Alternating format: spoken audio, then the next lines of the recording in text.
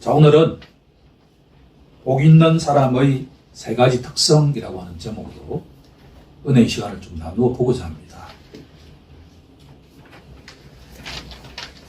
전도서 말씀은 성경 가운데 좀 특이하죠? 전도서 말씀을 읽고 나면 뭔가 산뜻한 느낌이 잘 안 드는 것과 같은 본문이에요. 개인적으로 성경 가운데 가장 감동을 준 성경 구절 가운데 하나가 전도서 3장 1절 말씀이에요. 날마다 암송해도 참 좋은 말씀이에요. 범사라고 하는 단어예요. 예수 믿기 전에는 전혀 들어보지 못한 단어가 범사라고 하는 단어예요. 영어 성경을 보니까 in everything, 모든 일이라고 하는 뜻이에요.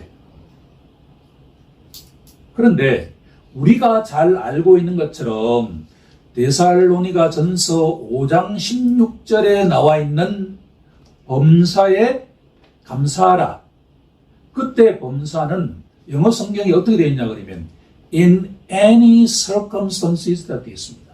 어떤 환경에 처하더라도 라는 뜻이에요. 그러니까 범사는 두 가지 의미가 있는데 하나는 모든 일, 이 세상의 모든 일에 기한이 있다. 지금 무슨 말씀이죠? 시작이 있으면 끝이 있다. 이건 너무나 깊은 말씀이라 가지고 그냥 가볍게 듣기에는 너무나 깊은 말씀이라 가지고 모든 일에는 시작이 있으면 다 끝이 있다. 우리 인생도 그렇다는 이야기잖아요. 그런데 또 뭐가 있다는 거예요? 범사에 때가 있다. 그리고 쫙 제가 40대 중반에 이 말씀을 어떤 목사님으로부터 우연한 기회에 들었는데 45년 동안에 내가 그렇게도 많이 들었던 말씀을 다 요약한 것보다 더 명확하게 날 때가 있으면 죽을 때가 있고 만날 때가 있으면 헤어질 때가 있고 가까이 할 때가 있으면 멀어질 때가 있고 이게 어떻게 이렇게 인생을 정확하게 해석하고 있는지. 그런데 이 솔로몬의 저자가 누구죠? 솔로몬이잖아요. 성경은 솔로몬을 어떻게 평가하냐 그러면 말년에 조금 이상해졌지만 이 세상에서 제일 지혜로운 자가 솔로몬이라고 하죠. 솔로몬은 관찰력이 아주 뛰어났다고 합니다. 식물학자이자 동물학자예요. 엄청나게 백과사전식의 지식과 통찰력을 갖고 있었어요. 인생을 가만히 이렇게 책을 통해서 시차를 통해서 관찰해 보니까 해 아래 새로운 것이 없다라고 하는 것을 발견했어요. 옛날 일이 계속 반복된다는 거예요. 이것은 사람은 그만큼 뭐예요? 망각의 동물이다. 금주에 제가 베트남 전쟁이라고 하는 책을 한번 보았는데 참 유익했습니다. 1965년도에 우리나라가 베트남 전쟁에 참여를 했는데 우리 예삼촌도 참전을 하셨죠. 그런데 책을 정확하게 읽어보니까 당시에 베트남 전쟁에 미군 위에 참여한 국가 가운데 서방 나라가 있었는가? 혹시 있었다고 생각하죠? 미국과 가장 이렇게 우방국인 영국, 프랑스 참여했을까요? 참여 안 했을까요? No, 참여하지 않았어요. 서방 어떤 국가도 참여하지 않았어요. 그런데 거기에 가장 50만 명에 달하는 군사를 보낸 유일한 국가가 어딘 줄 아세요? 우리 대한민국이에요. 일부 태국, 필리핀 딱 네 나라가 군대를 파병했는데 태국과 필리핀은 아주 소수의 규모만 파견했고 우리나라는 그 베트남 전쟁을 통해서 엄청난 달러를 벌여들여서 경제 개발에 엄청난 도움을 받았지요. 제가 이 이야기를 하는 이유가 뭐냐 그러면 전쟁이라고 하는 게 주기적으로 반복되고 있다라고 하는 것을 깨닫게 되었다라고 하는 거예요. 성령은 전쟁이 일어나기를 원할까요? 안 일어나기를 원할까요? 평화를 원하죠. 그런데 이 세상은 아주 전쟁이 반복돼요. 지금 나토가 결정한 각 나라가 GDP의 5%를 국방비를 투입하라. 이게 만약에 연차적으로 실현되기 시작한다 그러면 각 나라에 뭐가 늘어난다는 이야기죠? 군수물자가 늘어난다는 이야기잖아요, 이게요. 우리 후손들에 물려줄 이 지구가 점점 위험해진다는 이야기예요.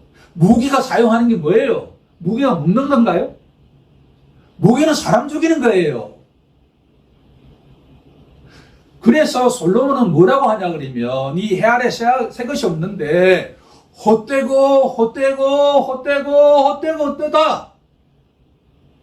헛되다. 오중적으로 선포하고 있다는 이야기예요. 그렇습니다. 제가 요즘 독서책 가운데 평생 독서 계획이라고 하는 책이 있어요. 참 유익합니다.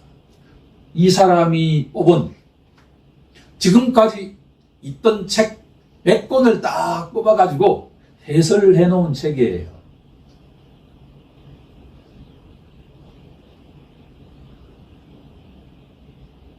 그런데 전도서를 읽다 보면 어떤 단어가 나오기 시작하냐 그러면 하나님이라고 하는 단어가 나옵니다. 우리는 하나님이라고 하는 단어가 너무나 익숙하니까 대수롭지 않게 넘어가요. 성경에는 하나님이라는 단어가 처음부터 끝까지 나오잖아요.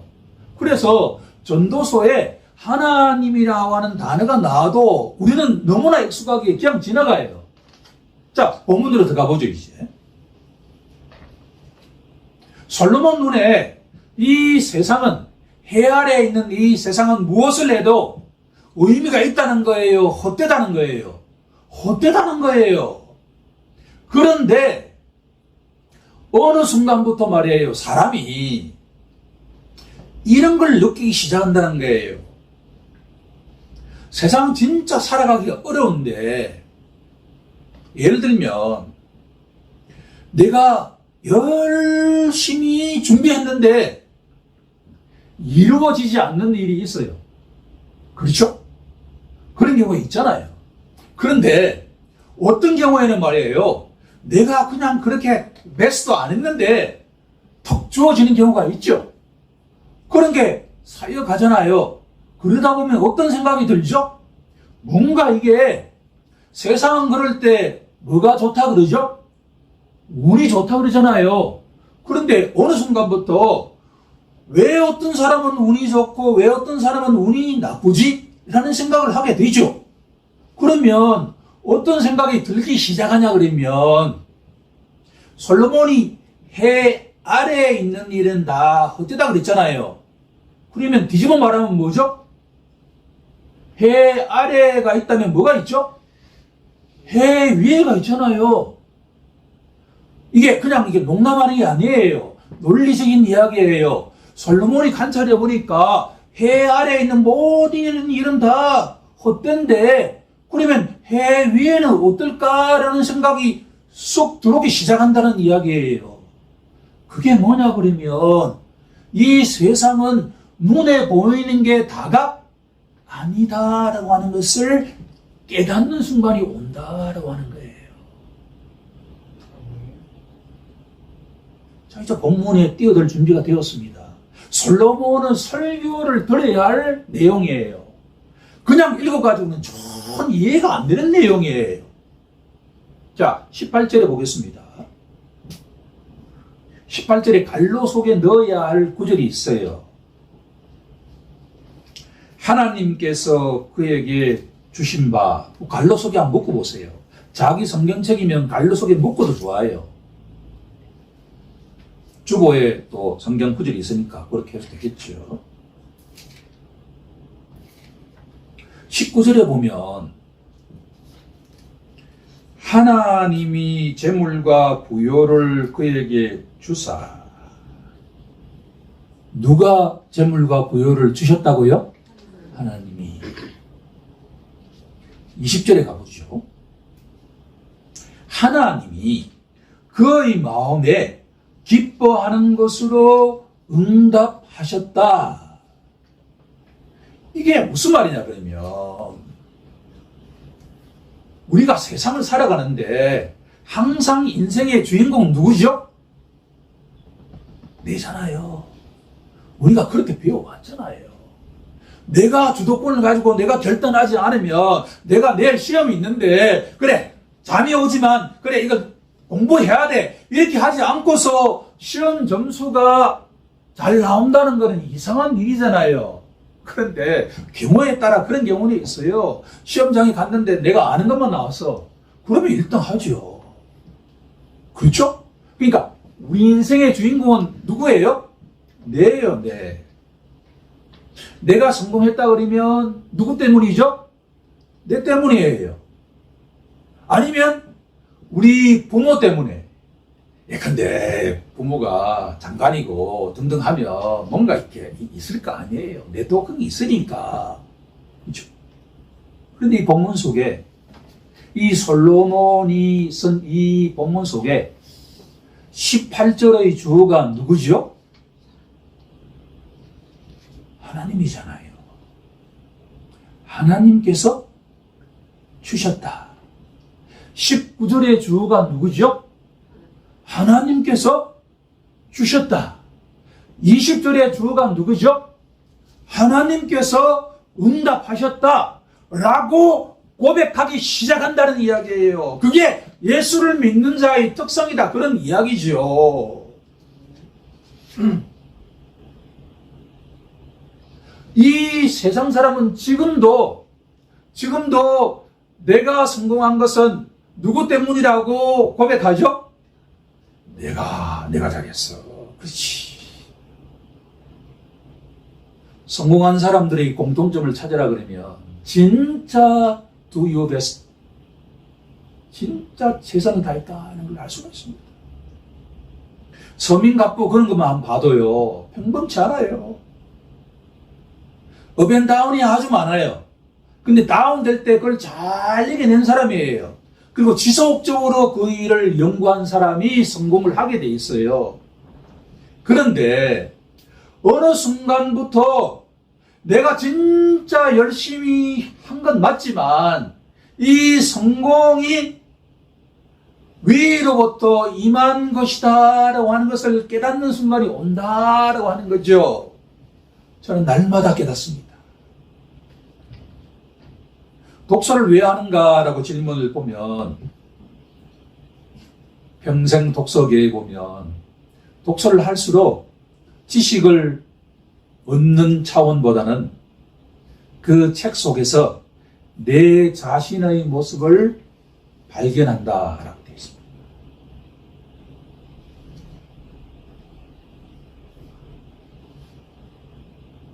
어느 순간부터 이 세상은 진짜 만만치 않은 곳이라는 것을 알면 알수록 알아가는데, 그런데 이 세상을 통치해 가시는 것은 트럼프 대통령이 아니라 대단하신 분이에요.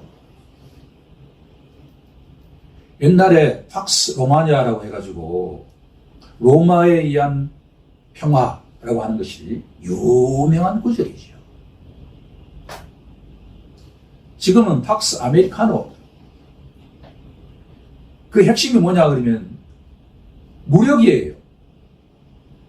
관세를 두드리 매기는데 관세는 되게 평화적인 것 같잖아요.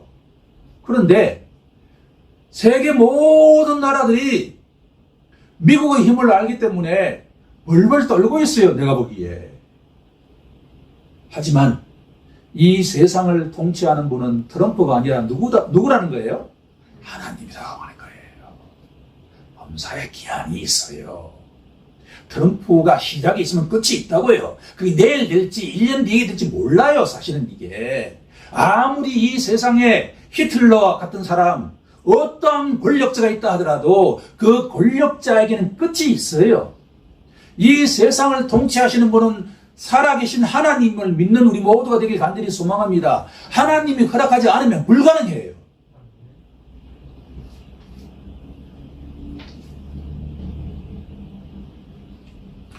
하나님을 의식하며 사는 자는 복이 있는 자인데 그 첫 번째 특성은 뭐냐 그러면 범사를 하나님의 땡땡으로 받아들이는 특성이 있다라고 하는 거예요. 이게 뭘까요? 하나님의 선물이라고 받아들인다.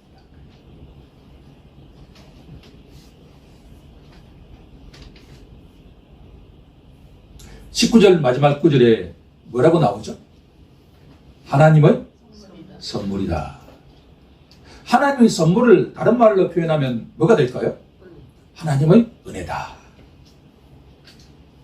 우리 잘 알고 있는 것처럼 에베소서 2장 8절 한번 암송해 볼까요? 금조의 말씀으로 제가 정리해 놓았습니다. 거기 보면 되겠죠. 너희는 그 은혜에 의하여 믿음으로 말미암아 구원을 받았으니 이것은 너희에게서 난 것이 아니요 하나님의 선물이라.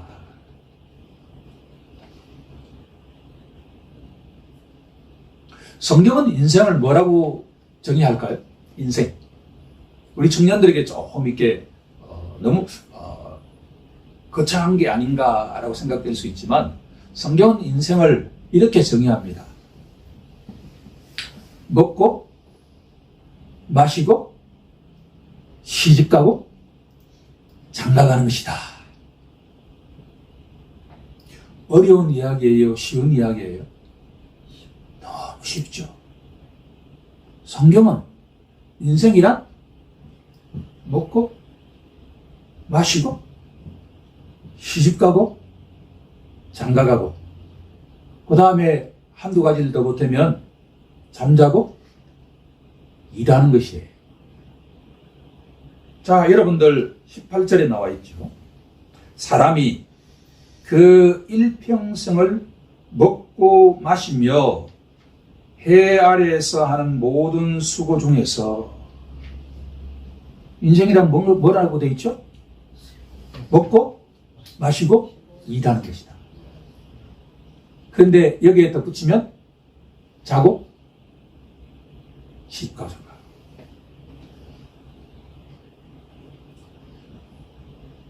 자, 여러분들 옆에 누가 있죠? 옆에 누가 있습니까? 배우자가 있잖아요. 그렇죠? 우리 청년들이 벌써 배우자가 세 팀이네요. 점점 늘어날 것 같은데. 예. 자, 여러분들이 지금까지 설교 들었던 내용에 의하면 여러분들의 배우자는 여러분들이 배우자를 구하기까지 시간 투자 많이 했잖아요. 누구는 시간 투자 진짜 많이 했어요. 이 자리에 있는 사람 가운데. 내가 이야기 굳이 안 하지만. 그런데 웃지도 않네. 그러니까 이게 옆에 있는 배우자가 하나님이 준 뭐예요? 선물이단 말이에요. 왜 그러니까 옆에 있는 사람이 나의 배우자가 되어야 할 이유가 잘 몰라요. 논리적으로 되는 게 아니다 말이에요. 어떤 사람이 내 마음에 쑥 들어오는데 1, 2초도 안 걸려요. 딱 보는 순간에 이렇게 느낌이 오잖아. 그죠? 그렇죠? 하나님의 선물입니다. 우리의 일상이 먹고 마시고 결혼하고 잠자고 일하는 것, 이 모든 것들이 누가 우리에게 주신 선물이다? 하나님이 주신 선물이다. 이렇게 고백하기 시작하는 자가 하나님 보시기에 뭐 있는 자라는 거예요? 복이 있는 자다. 그런 이야기예요. 그러니까 요약하면 예수를 믿는 자든 예수를 믿지 않는 자든 삶은 어때요? 비슷해요. 이 세상에 부를 다 갖고 있다고 이야기하는 빌 게이츠도 그 삶을 요약하면 뭐예요? 먹고 마시고 일하고 잠자고 결혼하는 거예요. 이게 인생이에요. 그런데 차이는 뭐죠? 이 모든 것들이 누가 주신 선물이라는 거예요? 하나님이 주신 선물이라고 고백하는 자는 성경은 뭐가 있다는 이야기예요? 복이 있다, 그런 이야기예요. 그러니까 돈이 많아서 복이 있는 게 아니라 현재 우리의 삶이 주어져 있는 모든 삶이 다 하나님이 주신 선물이라고 고백하는 자를 성경은 뭐가 있다고 하는 거예요? 복이 있다. 우리가 그냥 하나님을 믿고 의지한다는 게 그냥 이렇게 너무나 친숙하기 때문에 당연하게 생각하는데 절대 아니다라고 하는 것을 기억하는 우리 모두가 되길 간절히 소망합니다. 두 번째, 모든 것들이 다 하나님의 선물이라고 고백하기 시작하는 자는 두 번째 어떤 특성이 있느냐? 범사에 땡땡한 마음을 가지기 시작한다는 거예요. 뭘까요? 당연히 감사가 되겠죠.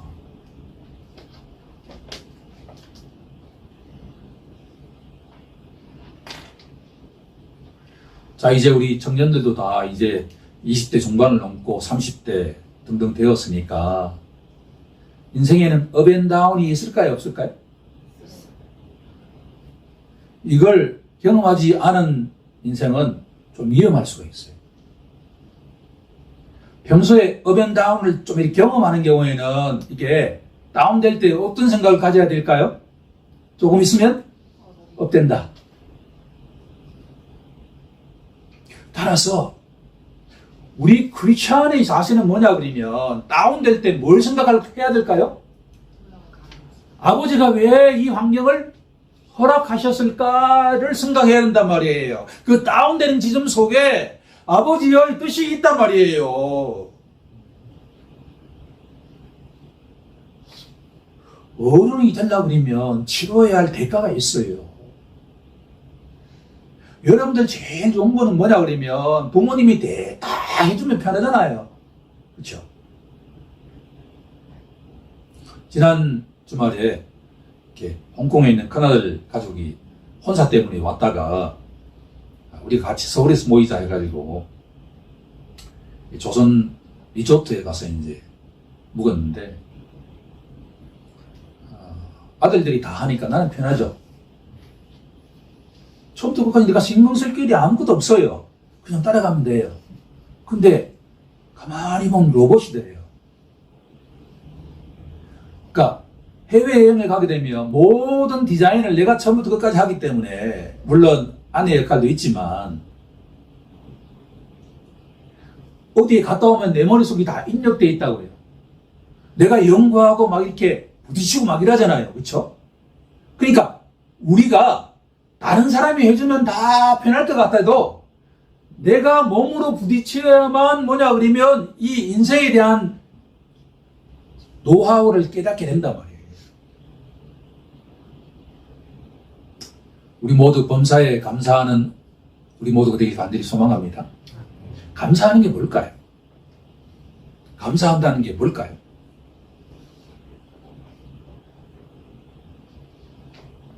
(19절) 중반에 보시면 능히 누리게 하시며, 저는 범사에 감사한다라고 하는 것을 누리는 삶이다 라고 정의해보고자 합니다. 우리 부모가 자녀가 어떻게 되기를 바랄까요? 자녀가 어떻게 할 때 부모가 제일 힘들까요? 막 힘들어하고 이럴 때 부모는 되게 힘들 수 있죠. 그런데 그런 과정이 없으면 행복한 삶이 되지 못할 수는 있잖아요. 하지만 부모가 원하는 가장 좋은 것은 일상을 누릴 때예요. 하나님이 주신 이 선물을 날마다 누리며 살 때 감사하는 삶이다라고 하는 거예요. 자, 본문 속에 내가 주목하는 단어가 하나가 있는데 18절 제일 마지막 부분에 뭐가 있죠? 몫이라고 하는 단어가 있죠. 그렇죠? 19절에도 있습니다. 19절에도 중반 부분에 뭐가 있죠? 몫이라고 하는 단어가 있어요. 제목. 지난주로 기억하는데 분깃이라고 하는 단어를 배웠죠. 분깃. 그죠? 하나님이 우리의 분깃이다. 분깃에 두 가지 의미가 있다고 내가 이야기했는데 첫 번째 의미가 뭐였죠? 몫이라고 하는 의미. 우리 각자에는 각자에게 맞는 아버지가 주신 몫이 있어요. 여러분들 믿음도 다르죠? 믿음이 다 다르잖아요. 예수를 믿는데 그 몫이 다르단 말이에요. 우리 한 구절 찾아볼까요? 로마서 12장 3절 한번 찾아볼까요? 되게 흥미로운 내용입니다. 이걸 정확하게 알면 상당히 분쟁이 사라질 여지가 많아요. 자, 로마서 12장 3절에 가게 되면 내게 주신 은혜로 말미암아 너희 각 사람에게 말하노니 마땅히 생각할 그 이상의 생각을 품지 말고 오직 하나님께서 각 사람에게 나누어 주신 믿음의 분량대로 지혜롭게 생각하라. 믿음의 분량.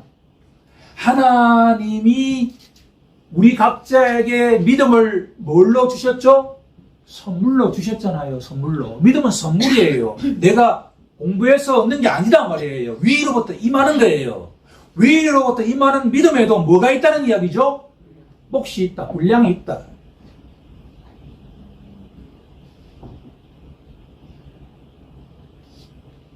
이것은 되게 중요한 이야기예요. 누구를 우리가 부러워할 필요가 있나 없나요? 없어요. 하나님이 위로부터 임한 몫이 다르기 때문에 부러워할 필요가 없어요. 자, 이거 중요한 질문이 나옵니다. 그런데 어떤 사람은 대통령을 하고 어떤 사람은 무엇을 하고 어떤 사람은 무엇을 하는 것을 어떻게 알 수가 있지요? 아니, 우리 청년들이 말이에요. 믿음에도 분량이 있어요. 오케이. 자, 하나님이 각자에게 주신 몫을 누려야 돼요. 그런데 우리 각자의 몫이 어느 몫인지를 어떻게 알 수 있냐라는 이야기예요.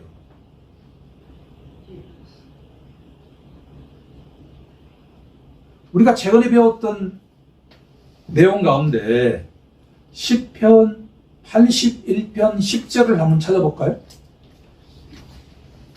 지금 우리가 몫에 대한 이야기를 하고 있습니다. 분량, 분깃에 대한 이야기를 하고 있습니다. 시편 81편 10절. 자, 다 찾으면 한번 합독해 볼까요? 시작. 나는 너를 애굽 땅에서 인도하여 낸 여호와 내 하나님이니 내 입을 크게 열라 내가 채우리라. 하나님께서 뭐라고 말씀하시죠? 입을 작게 열라고 해요? 입을 크게 열라고 해요?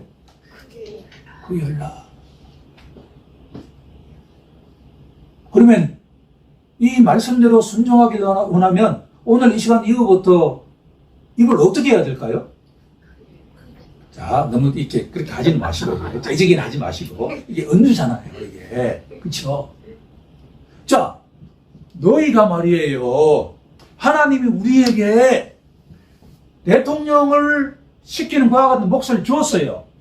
그런데 그 사람이 자기 몫은 아무것도 아니야 라고 하면 그 부모가 어떻게 생각할까요? 애탈 거 아니에요. 그쵸? 그러면 어떻게 해야 될까요? 내 믿음의 몫, 내가 이 세상 속의 몫을 어떻게 알 수 있을까요? 기도를 통해서 한다라고 하는 거예요. 자, 제가 중요한 이야기를 하고 있는데 범사에 감사하라. 모든 일에 감사하라. 어떤 환경에 처했더라도 요셉처럼 이게 바울처럼 심지어 감옥 속에 처해 있다 하더라도 어떻게 해야 돼요? 감사해야 된다. 근데 그건 누려야 된다라는 의미인데 이것은 뭐냐면 기도하지 않고서는 감사하고 누릴 수가 없다라고 하는 이야기예요. 하나님이 나를 향해서 어떤 몫을 정해놓은지는 기도해야만 한다는 이야기죠.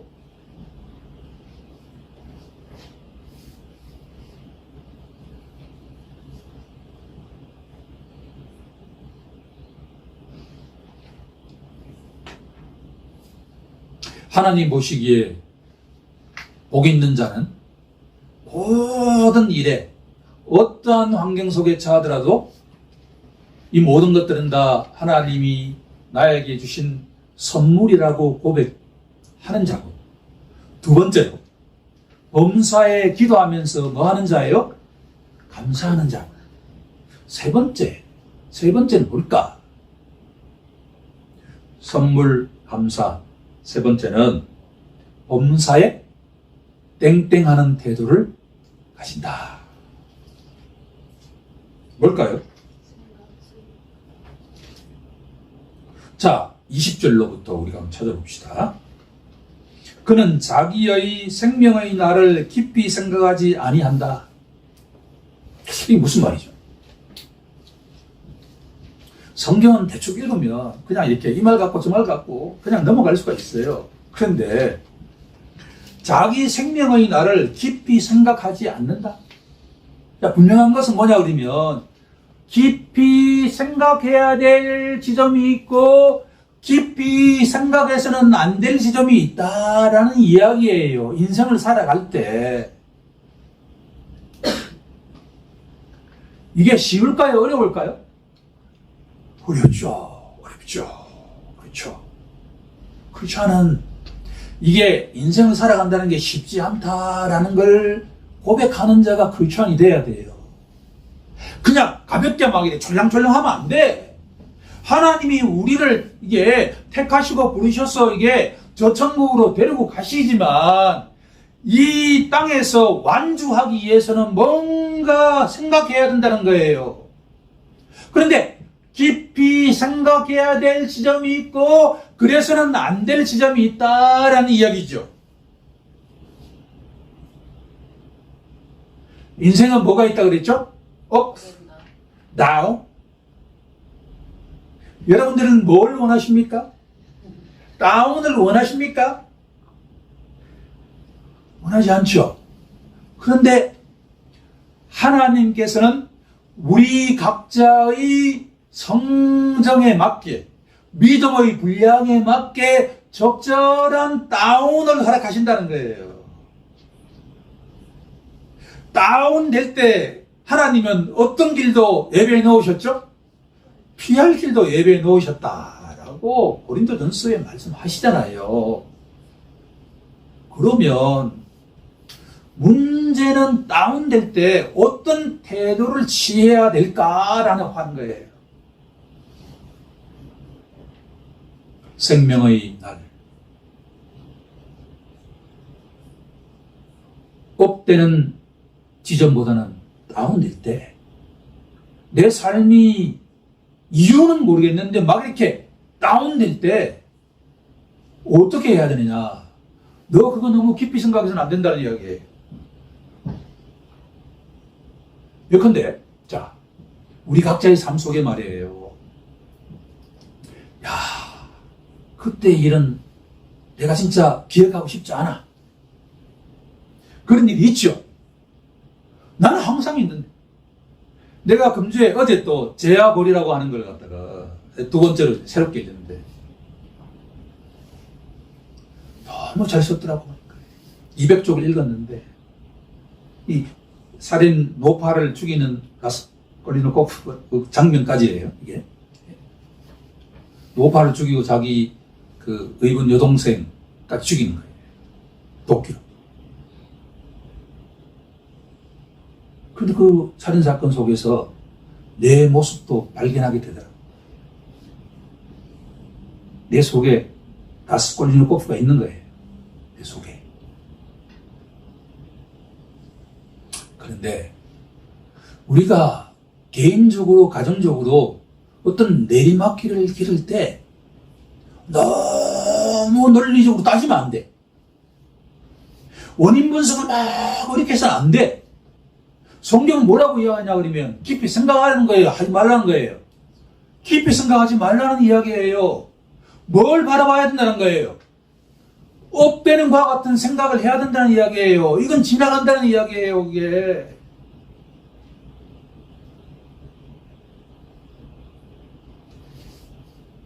왜 우리가 터널을 빠져나갈 수 있다라고 소망을 가질 수가 있죠? 우리 인생의 이게 인도자가 누구시기 때문에? 하나님이시기 때문이다. 하나님이시기 때문에. 하나님께서 그 마음에 기뻐하는 것으로 응답하신다. 이 내리막길을 걸을 때 이 내리막길을 올려줄 수 있는 유일한 주체는 누구라는 이야기예요? 우리 자신이 아니에요. 누구죠? 하나님이다 말이에요. 기도해야 될까요? 기도 안 해야 될까요? 당연히 기도해야 되죠. 논리적으로 분석하기보다는 기도해야 돼요. 너가 잘못돼서 이렇게 따지기보다는 뭐냐 그러면 빨리 하나님 이 터널을 빠져나갈 수 있게 기도해야 된다는 이야기예요. 그게. 그런 태도를 저는 뭐라고 정의하고 싶냐 그러면 세 번째 단어가 범사에 긍정하는 태도다는 말이에요. 긍정하는 태도. 제가 대화할 때 이런 이야기를 많이 합니다. 생각하기 나름이다. 부부 가운데 평소에 제가 상당히 차분하고 이런데 급한 일이 예컨대 도로에서 차가 서버렸어. 그럴 때 나는 이렇게 당황하고 이러는데 우리 아내는 차분해요. 그 다음 일을 짝짝짝 하더라고. 아, 이게 나의 약한 점을 이렇게 보완하구나. 어떤 상황이 왔을 때 말이에요. 그 상황에 대해서 논리적으로 쫙 따지고 막 이렇게 너 탓이야 이럴 필요가 없다는 이야기예요. 빨리 그 터널을 빠져나가도록 누구에게 기도해야 된다는 거예요? 하나님께 기도하면 하나님이 빨리 그 터널을 빠져나가게 하신다. 라는 걸 믿는 자는 삶을 부정적으로 바라볼까요? 긍정적으로 바라볼까요? 긍정적으로 바라볼까요? 저는 이렇게 전도서 세 구절을 해석해 보았습니다. 정리해 보면 복 있는 자는 어떤 자를 복 있는 자라고 하죠? 범사를 하나님이 주신 선물이라고 깨닫고 고백하는 자를 복 있는 자라고 합니다. 두 번째, 그 범사에 항상 감사하는 마음으로 살아가는 자를 복 있는 자라고 합니다. 그리고 범사에 부정적으로 바라보기보다는 뭐예요? 긍정적으로 바라보며 살아가는 자를 복이 있는 자라고 한다. 그러기 위해서는 뭐가 빠져서는 안 되겠죠? 기도가 빠져서는 안 됩니다. 우리가 이 땅 위에서 예수님을 믿고 하나님을 믿고 의지하며 살아가는 크리스천들은 복이 있는 자인데 그러기 위해서는 기도하면서 모든 것이 하나님의 선물이고 감사하고 또 긍정적인 태도를 가짐으로써 살아갈 때 세상에 소금이 되고 빛이 된다는 예수님의 말씀이 우리 각자를 통해서 우리 가정을 통해서 성취되는 축복이 일어나기를 간절히 소망합니다. 자, 그렇게 살아가겠다고 결단한 시간 갖도록 하겠습니다.